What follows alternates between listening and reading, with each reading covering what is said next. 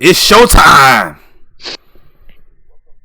Welcome to the Forever I Love Atlanta Sports Podcast or the FILA Sports Podcast. Hometown guys talking hometown sports. It's the boy Coach Mario and my co-host, the man with the plan, the Don. What's going on, Let's man? try this again. It's the man that called the Don. Oh, I didn't mean to disrespect. It was no disrespect intended. I'm like, hold on, what happened? What we're doing again? Oh, as you can see, my co-host, I think I'm saying it correctly. He's still in character. Is that a correct way to put it? Yes.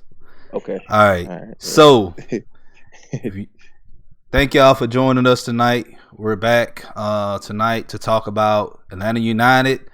Positive vibes on this show because we know United right now they're pretty much taking care of business like they need to in the city. Yeah. So if you're new to the channel, you already know what to do. Hit that subscribe button, hit that like button, share this content out with other Atlanta sports fanatics, and hit us up in the comment section. As always, Come holla. at your hometown sports podcast. So if you haven't been following us on our social media platforms, follow us on Twitter at FILA_SP. Hold on, wait, Yes. Don. It's people that don't follow Yes, us? you'd be surprised, man. You'd be surprised. Whoa. All right. What's wrong with them? Instagram, FILA Sports Podcast, and on Facebook, FILA Sports Podcast. And we also on Spotify and on Google Play. The shows are updated, so go on there. You can listen to it if you don't want to check the video out. Also, we should, in a couple of weeks, we should be getting on Apple Podcasts as well. So we'll be on iTunes as well. So you can hear our podcast on that platform as well. One thing's for sure about the Done is nothing's for sure. All right. With that being said, I want to welcome my guest this evening. Eric, how you doing, man? Good, man. Pleasure to be on here. All right. Thank you for joining. I know if most of our followers, our hometown supporters who've been watching our show every week, I'm pretty sure they remember you from back in March. I believe you came on the show. Mm-hmm. Yes, sir. So he has returned after all this time. I've been trying to get him on for a while now. I just know we've been in the thick of Atlanta United season. Things have, it hasn't calmed down, but now it's really picking up now because we're in the playoffs. So thank you for coming back on the show. We really appreciate it. Of course, man. Thank you. All right. So let's go ahead and run down the news for the week. I'm going to go ahead and start off by saying that this show has been brought to you by Grant Park Print House. Grant Park Print House. So they have a website. It's in the link in the description of this video. You can go hit them up if you want to custom made t-shirts or custom made mugs or custom made bags. So hit up Grant Park Print House for your customized apparel. We also going to be start selling t-shirts as well. We also have a website as well too. So we're going to start putting that in the link in the description as well. So also on to the news for the week. Atlanta Dream on Friday, they unveiled the new logo, and they also made the announcement that the team will move from downtown State Farm Arena to the Gateway Center Arena in College Park. It sits 6,000 people. So I know some people say, "Well, that's 65." 6,000 people." All right. I know a lot of people using saying that they downsized. Well, if you really look at the overall WNBA attendance, is not that good. So you move it to a smaller arena, it benefits them, and they in an area that a lot of people can get access to. Versus downtown, it's kind of hard to get to, especially when there's certain times of the week when they play their games. So I think it's a great move on their part. So, what the Braves do? Oh, the Braves. Freddie underwent arthroscopic surgery on his elbow, so we knew that he was injured during the NLDS He had some bone spurs, and he actually before the NLDS was dealing with the bone spurs, so he had them cleaned up last week. So he'll be out a couple weeks, and he won't be swinging the bat. Obviously, the season just ended anyway. But Freddie had bone spurs cleaned up in his elbow. Oh, okay. All right. Hawks this week. Preseason ended for us on Thursday, but I'm gonna go ahead and run down what happened. Monday we played the Heat and we lost that game 120-87. Wednesday we beat the Knicks 100-96, and then Thursday we went to Chicago and we lost that game 111-93. Positive note, team picked up contract options on Collins, Herter, and Young. So we gonna have our young core here for a good little minute. And we also signed Kenny Gabriel, and the season starts officially for us this Thursday against Detroit. So we go up in Detroit and we play our first game of the season this Thursday. So Yep. all right. I'm excited, man. I'm gonna watch more Hawks games this year than I have in the past several years. I'm definitely gonna be tuning in to the Watch, Hawks. man. I'm going to some games. Well, yeah. What I mean is, I'm going to pay more attention. Like last couple of years, and we knew they weren't going to the playoffs, so it wasn't exciting. I'm saying this year, I'm gonna pay more attention, definitely, to the team. Like I did the Braves this year. I followed the Braves and was all on them. Yeah, I'm trying to see if I can get a combo deal. If I can go see the Hawks on a Friday night or Saturday night, and then go see the Falcons on a Sunday evening or Sunday afternoon. And that way I can just make one trip up there. So that's my plan. I'm gonna look heavy into that. But my goal right now is to go to at least 4 Hawks games this season. Like, I enjoy the atmosphere. They got that Twin Smokes barbecue downtown.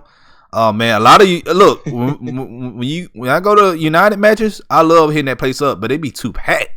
I don't know, Eric, have you tried that Twin Smokes barbecue downtown? I haven't tried that one. I'm fortunate enough to where in the press box we get our own little meal. There you go, bragging. There you go bragging. Excuse us. I'm just saying, there's no reason for me to eat around the stadium unless I'm going as a fan. And usually, I'm just drinking as much as I can. So, I haven't had the pleasure, but from what I hear, it is pretty good. I think most of the food around the stadium now is pretty awesome at this point. Exactly, it is. There's so many options. You can't afford to be lacking because there's so many options. And here's the thing, as far as the food goes, like we had a show. We had one of the president for Terminus Legion on a month ago, and we talked about the tailgating experience. Oh yeah, by the way, the documentary, it will be coming soon. I know we've been talking about that. It's in the final process of getting done, but we went to the match against San Jose a month ago. And man, we was full before we went to the stadium. Exactly. So, exactly. All right. Well, let's address the elephant in the room. What happened to the Falcons today? Real quick. We lost pretty bad, 37-10. Really wasn't a whole lot of bright spots, actually. Ito was injured. Devontae was ejected. Grady banged up. Matt got his ankle rolled up. Like I said, it wasn't a lot of positive. The offense didn't show up. The O-line was just, Matt was sacked 5 times. We have 5 sacks on the season. Matt was hit. I didn't count the final. Way too many. He was hit. Way too many. 11 times at halftime. I know by halftime he had been knocked down 11 times. That's like he had 22 dropbacks and had been knocked down 11 times. That's like ridiculous, man. That's But shouts out to Wade Phillips. Shouts out to Wade Phillips because he created a lot of mismatches against our offensive line.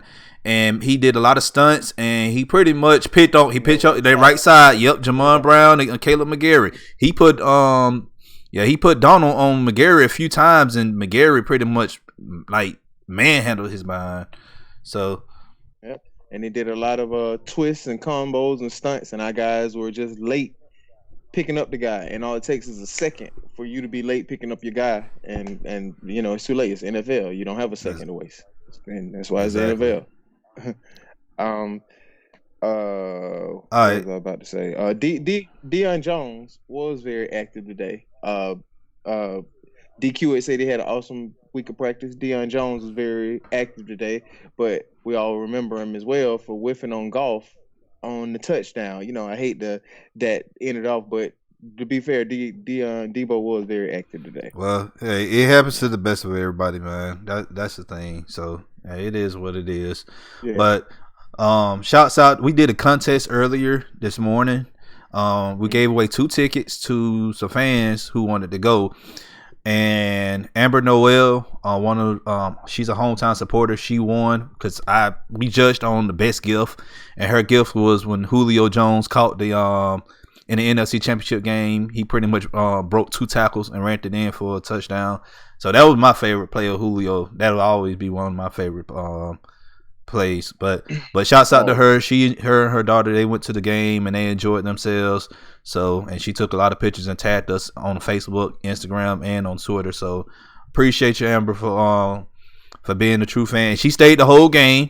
She did not walk out during halftime at the end of third quarter like some of y'all other fans.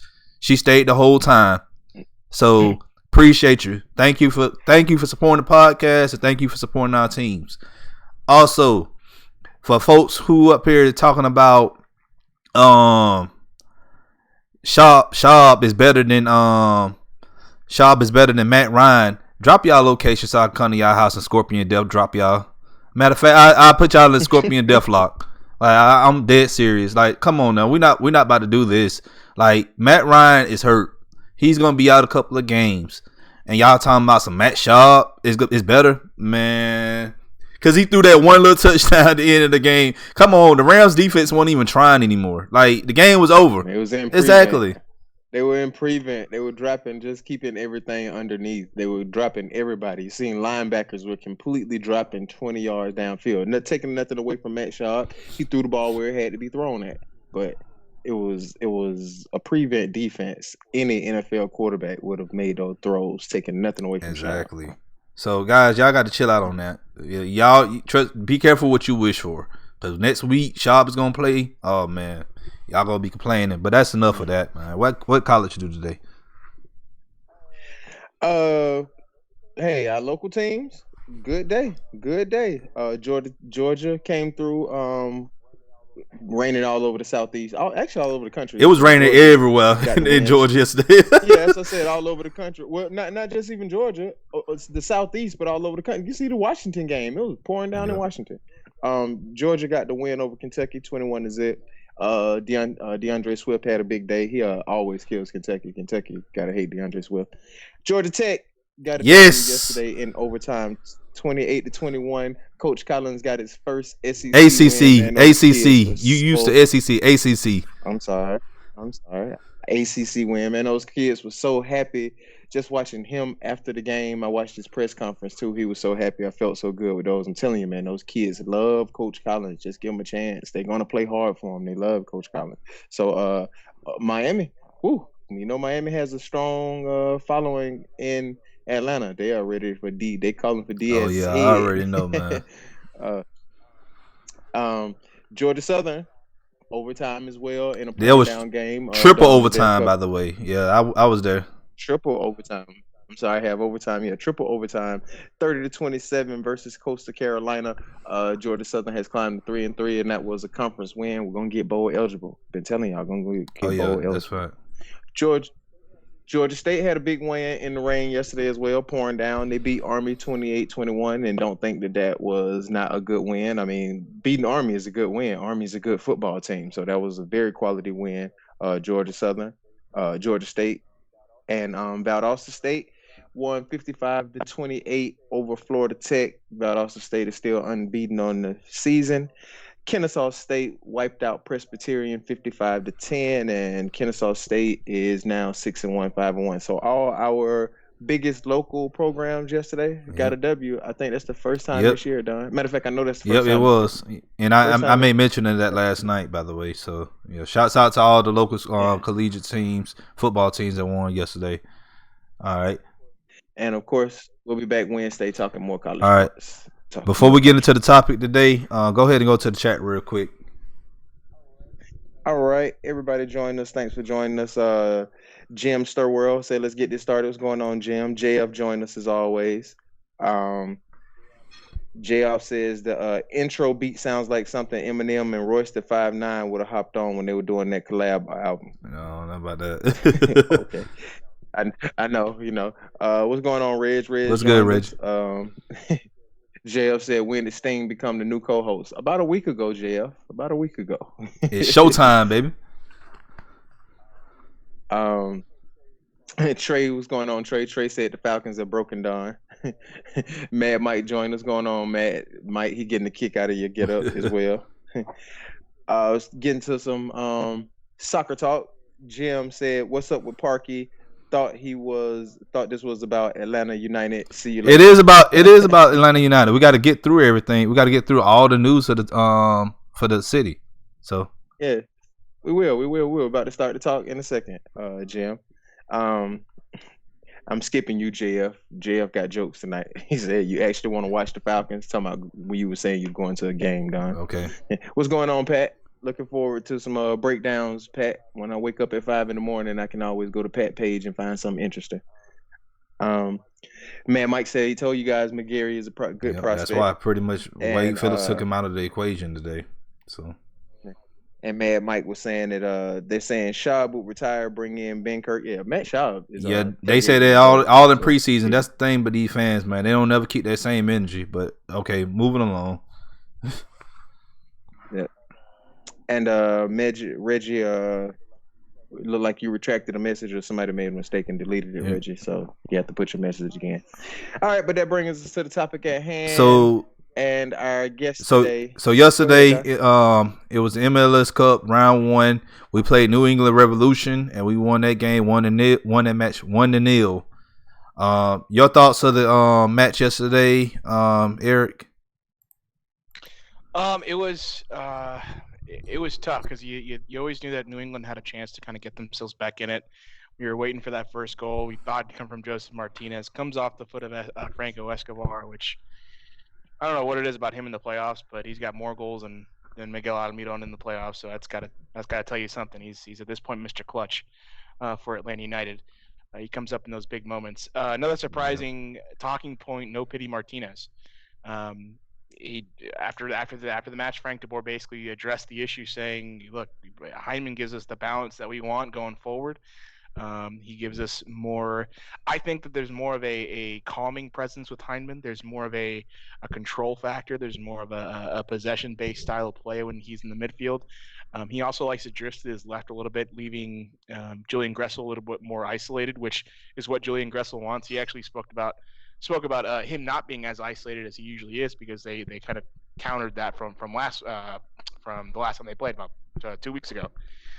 So it's clearly Bruce Arena made some adjustments coming into this match, and Atlanta did just enough to squeak out the win and advance to the next round. Unlike most matches where we're only up by 1, I didn't get the sense that we're going to blow this one. Up until the very last second when Parkhurst goes down, I thought, all right, well, here come all the cookies crumbling all the way down, and thankfully it didn't happen. Obviously, that's another talking point, Parkhurst, with his shoulder injury. You've got he's probably going to be out for the rest of the season.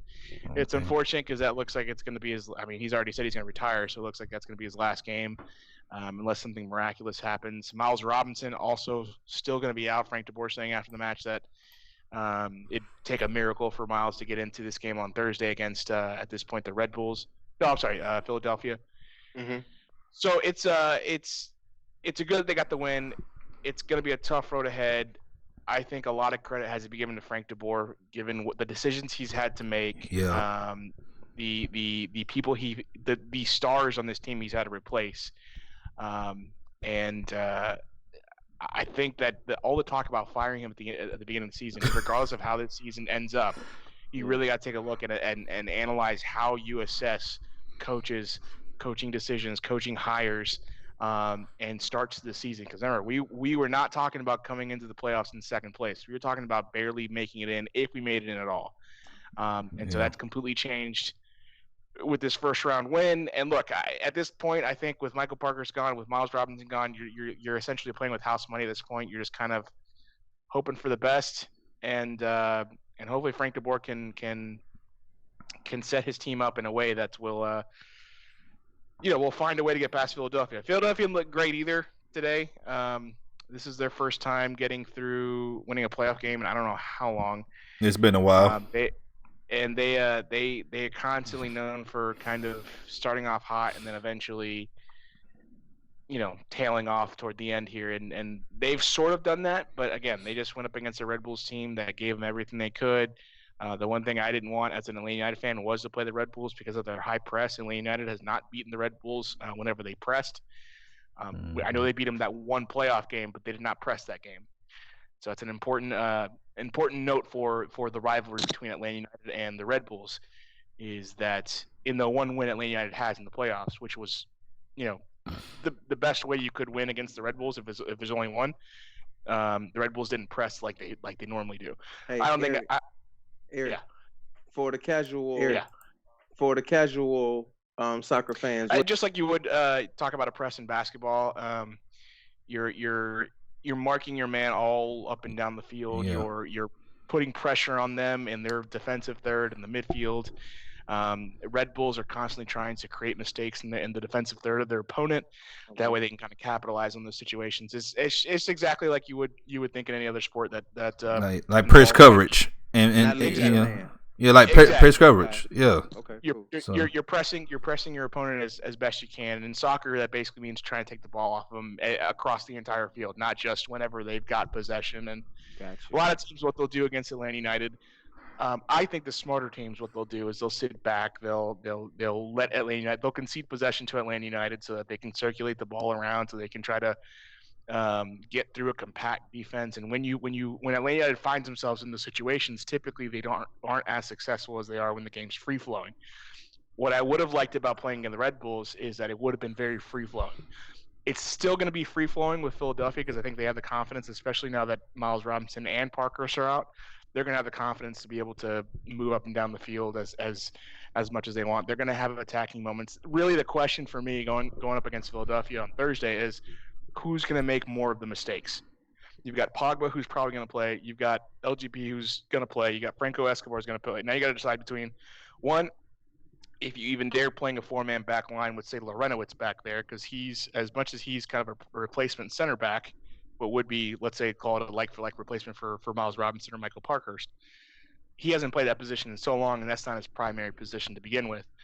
So if you're looking at playing just three-man back line, which would be Franco Escobar, LGP, and Pogba, fine, that at least makes sense. But you've got a player in Pogba who he's very rough around the edges. He's going to make simple mistakes from time to time. And LGP, who you can count on him making a silly mistake at least twice a match. I actually tweeted out at one point, I'm just waiting for the LGP mistakes so that we see how New England capitalizes. And it was the moment in which he tries to, if you remember, it was a ball that bounced right in front of him and went over his head. Mm-hmm. I tweeted it out about 5 minutes before that happened, and that was almost a chance that got New England back in this game. It was the same play Michael Parkhurst had to kind of force the defender to make the first move. So it's not impossible moving forward, but it's going to be tough for Atlanta United to at least defensively kind of keep their opponent at bay with players that like to take risks, that play aggressively, and get burned not often, but often enough to where it can really hurt you, especially in a single elimination tournament. And here's the thing, and I'm glad you brought up Frank DeBoer. In order to win in the playoffs and win championships, yes, you got to have a talented team. But all that right there cannot go into fruition unless you have good coaching. Good coaching is going to get you over the hump. All right. We saw that last year with Tata Martino. He pretty much had our guys pretty much like we was red freaking hot in the playoffs last year. And we got into the MLS Cup final and we went 2-0 against Portland and we won. So if Frank DeBoer, if he continue to make great coaching decisions, we can be in the MLS Cup final again. I can see it happening. But if he go ahead. I think his team certainly has the potential to do that. I also think it's important to note, and the reason why I gave Frank DeBoer such a long leash this entire year is because these aren't his guys. These aren't his players. These are Tata Martino's players. It's so much harder to come in a situation where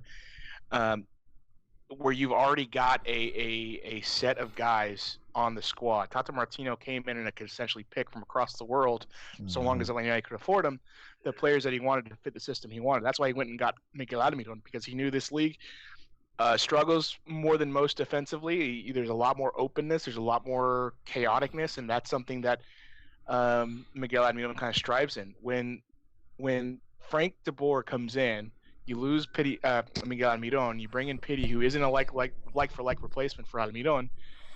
On top of that, you're changing the system because you no longer have Almiron. You no longer have the guy that the engine that made this team go. When you lose a guy like Almiron, you have to completely change the way you play, which no one seemed, well, not gonna say no one, half the fans didn't seem to understand at the beginning of the match. They wanted to see a repeat of what happened in 2018, and that was never going to happen without Almiron in 2019. There is no player. Barco is a little bit that player in the sense that he can take the ball, turn, and bust it up the field. But even him, he's not a like-for-like replacement for Almiron. So that all was going to change.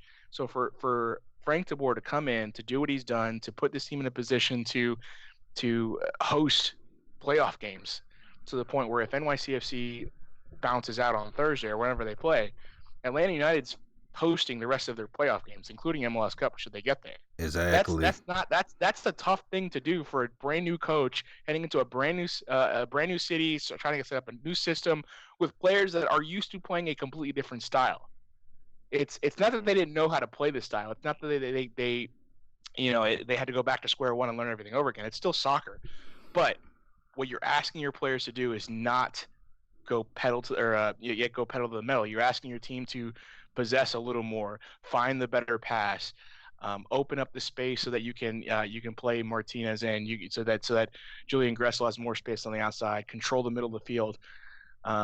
It's all part of what Frank de Boer has kind of shifted this team into doing, which is much more sustainable in a playoff run. People seem to forget that Tata Martino, it's what's happening now with Atlanta United is not that much different than what Tata Martino did in the playoff run last year.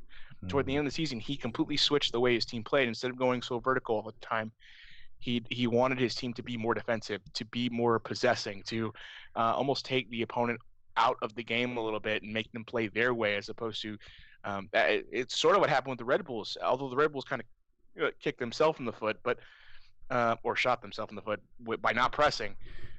He wanted to control more of the game. He wanted to possess more. He wanted to be more tactical with every pass. He didn't want to just try to create a turnover in the middle of the field and go the other way, because that's not sustainable over the course of a long playoff run.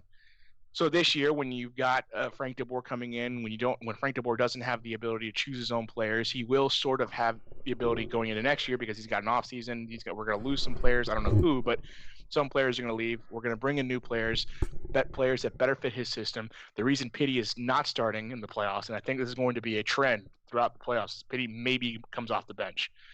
The reason Hyman's playing is because he fits that system, that style of play, the more practical version of what Atlanta United can be in these playoffs. Hyman fits that better than Pity. Pity is going to be a turnover machine in the middle of the field. That kills you, especially when you have injuries on the back line defensively.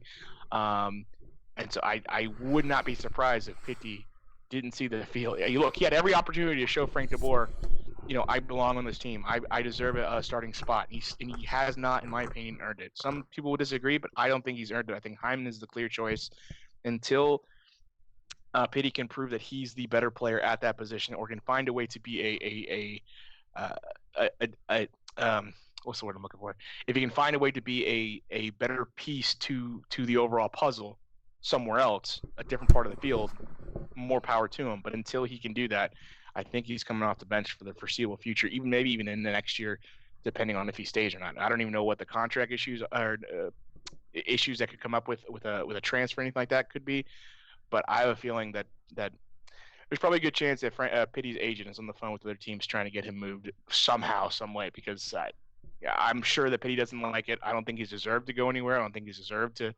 He hasn't played to the level that he could be playing at, to the point where I question what the South American Player of the Year even means, because he's been that bad for the most part. Yeah, I agree. All right. We have a question in the chat. Eric, I'm gonna rephrase it a little bit. Uh, Trey was pretty much asking, who do you think the favorite is in the playoffs, and obviously, what are Atlanta United's chances? I think the LAFC. I think next you have NYCFC just based off their form recently. I think Atlanta United's in that third spot, and I think they're in a group of teams that could take up that third spot. They're not. It's LAFC 1, NYCFC 2, and they're close together. And there's a bit of a drop off, and there's that third group with a bunch of teams in it. So Philadelphia could make a run. Atlanta United is probably in the same group as Philadelphia. There's a you could even say LA Galaxy, Minnesota United. Those are all sort of teams that are in that third place bubble when it comes to the best chances to win MLS Cup. The thing about MLS the playoffs this year is that because it's a single elimination tournament, anything can happen in a two-round or a two-leg series. It's easy to it's conceivable to lose the first game 2-0 and still have a solid chance on the in the second leg to advance still. With one game with a single elimination matches, it's a completely different mindset. It's more balls to the wall. It's more you got to be aggressive sooner. Sometimes these games, I mean, if you've watched the playoffs so far, it's kind of ridiculous how many goals are being scored, and how many chances are being created, because everyone knows it's one and done. So you got to go all out. I think that adds a little flavor to the playoffs. I also think it adds a bit of randomness to the playoffs. So just because you are one of those teams in that third place group doesn't mean that you can't easily find yourself in a position where you're hosting MLS Cup or playing for MLS Cup itself.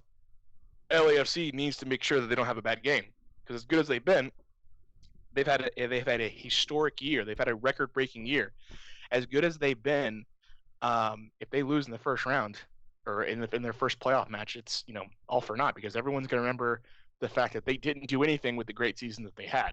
Yeah, but it's the same conversation we had with the Red Bulls last year. Is the Red Bulls win Supporter Shield, steal the record for most points in a season, I think, and then they lose to Atlanta United in the first round or whenever they play, in the Eastern Conference Finals, and it's all for naught. Yeah, it's the same old story for the Red Bulls. But here's the thing, a lot of people, a lot of media, they want LA FC and then NYCFC to match up, because those two big markets right there. Yep. And neither city. Well, you got LA Galaxy been winning championships, cups. But this MLS wants to see that LA Galaxy LAFC match first before they see LAFC and NYCFC first. Yeah, the battle for Los Angeles. So yeah. So my thing is, Atlanta United still has a chance. I'm not really worried about the seeds, and it favors Atlanta United because this single elimination. Last year we didn't have the playoffs wasn't structured like that. It was like you had two legs all the way up to the MLS Cup. MLS Cup, that was the only single elimination game. That was it. So right. I think this season and this playoff year, I think it favors Atlanta United. Like, we just got to go in and just beat the living crap out of our opponents and move on to the next round and do the same thing until we host a cup again. Yeah, the only thing I'm worried about is defensively, if they can hold on. I know that we all know that they have the attacking power to score with the best of anyone in MLS. The problem is defensively how they do on the break without a guy like Michael Parkhurst, who's so smart. He might not be the fastest guy, but because of his experience, because of his veteran presence, he knows how to position players to get the best out of them, and what they can do. So he knows how to position LGP. He knows how to position Pogba when he comes in. He knows how to position or how to kind of balance Franco Escobar going forward when he does do that. Without a guy like Michael Parkhurst, without a guy like Miles Robinson, I worry more about what happens when a team goes on the break. What happens in a situation where you got to be really organized, and you're depending on LGP and Pogba and Franco Escobar, who are kind of, I'm not going to say rogue defenders. I mean, we do see Franco Escobar go up the sideline quite a bit. Pogba not as much. LGP, he'll have his moments. I think they're going to have to play very conservatively moving forward, knowing that they are prone to mistakes often in games. I think, again, without that veteran presence or without that exceptional player in Miles Robinson and Michael Parkhurst, that's what I have in question. You obviously need a score, but I'm less worried about that because you do have Joseph Martinez, you do have Barco, who's been I think pretty good so far, or at least in the one since coming back from injury. And you had Justin Mearns as well. Justin Mearns, who's playing fantastic. Julian Gressel, outside of the being relatively contained this last match, I think it's only a matter of time before he breaks out. Again, it's about how you organize yourself going forward, and without leaving yourself prone to mistakes in the back. It'll be a tough task. Look, if Frank de Boer can get this team into conference championship, into the MLS Cup, that itself, Eastern Conference Championship or MLS Cup, I think would be a successful playoffs.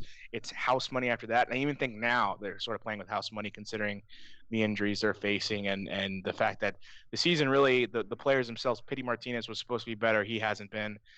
You haven't gotten much out of Tito this year. And, Joseph Martinez didn't score yesterday, so it's you still he's upset about that. He's going to go into Philadelphia on Thursday, into Mercedes-Benz Stadium on Thursday, and go crazy on trying to score as many goals as he can because he's got that hunger to do that.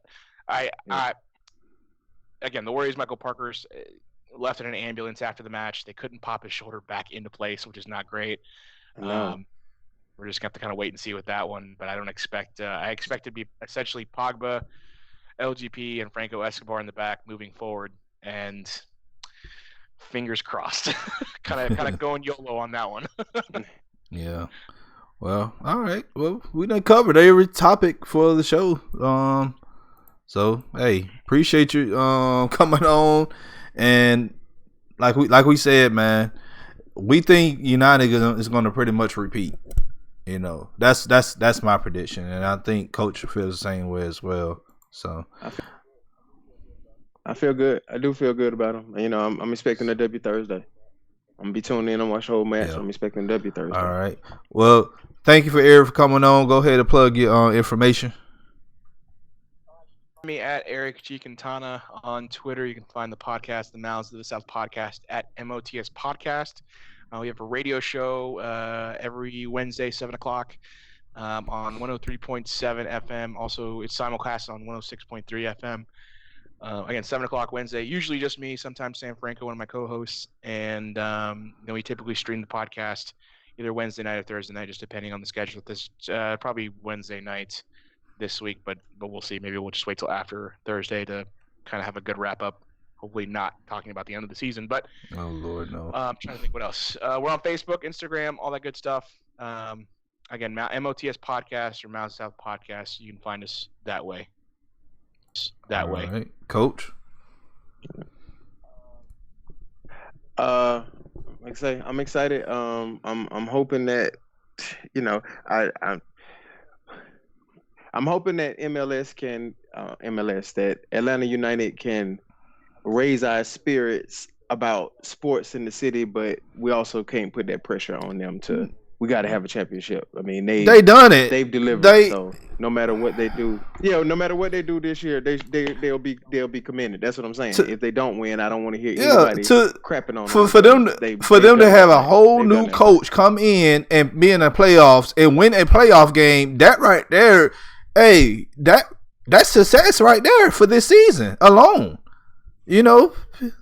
Especially we talking I was joking. We had a show talking about. We had a show talking about exactly. Fire that man at the beginning. But that's Atlanta fans though. So I was talking with communications guys for Atlanta United, and both going up the elevator together, and we both just kind of joked about this is Thursday or yesterday on Sunday, and both joking about just please, if we lose, just don't pull a Braves, don't pull a Falcons, just keep it close, keep it competitive. Yes. Go out, at least go out fighting. Don't pull an Atlanta sports. Don't have another Atlanta sports moment for this city.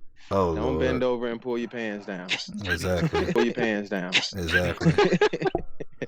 Go ahead and let them know what he already plugged all that already. Oh, he did. I'm sorry, he just did. All right, Don, let them know what we got. Appreciate y'all for coming on the show.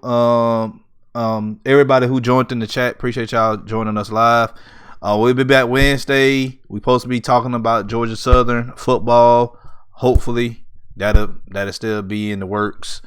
And we're working on some other big people coming on the show as well. So be on the lookout for that. But if you're new to the channel, please hit that subscribe button, hit that like button, share this content out with other Atlanta sports fanatics, and hit us up in the comment section.